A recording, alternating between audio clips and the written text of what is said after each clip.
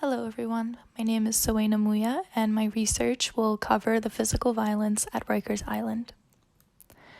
My research question is how do overpopulation and improper correction officer training affect the levels of physical violence at Rikers? I will be using two different hypotheses. The first is that periods of increased population will increase the reports of physical violence and the use of high-impact force against inmates. And the second will be that corrections officers who are improperly trained will resort to high-impact force against inmates. My sources will include court cases, Department of Corrections reports, investigation reports, financial division briefings, academic journals, and news articles. My data will be collected through qualitative research and will be observing between the years 2015 and 2020. When conducting my research necessary for observing the improper use of force against inmates at Rikers, I stumbled upon a 2015 court case, Nunez versus the City of New York. Nunez versus the City of New York was a case filed after inmates at Rikers, who are the plaintiffs in this case, filed against the City of New York and the Department of Corrections, who are the defendants in the case, and uncovered over 1 million pages of documents regarding depositions of Department of Correction employees and improper use of force reports against staff and inmates. This case mandated new guidelines and training necessary for all corrections officers and established new quarterly reports to monitor the effectiveness of these training techniques and use of force reports.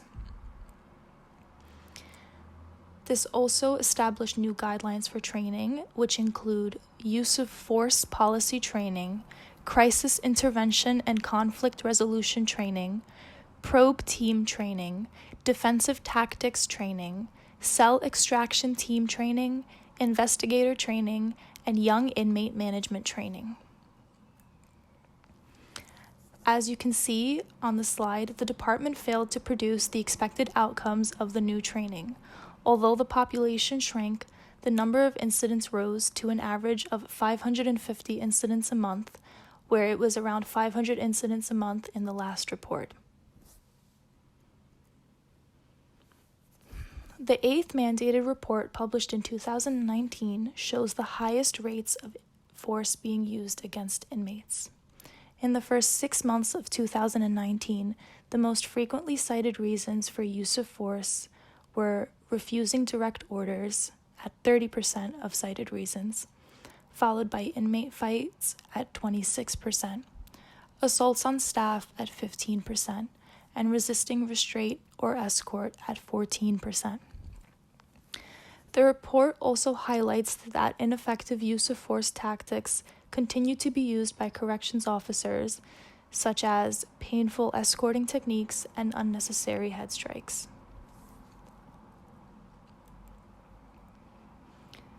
As a result of my research, in conjunction with the monitoring reports published by the monitoring team put in place after the Nunez case, use of force by corrections officers continues to be used outside of policy regulations. Violence levels and reports of use of force are affected by improper correctional officer training and implementation more than overpopulation effects.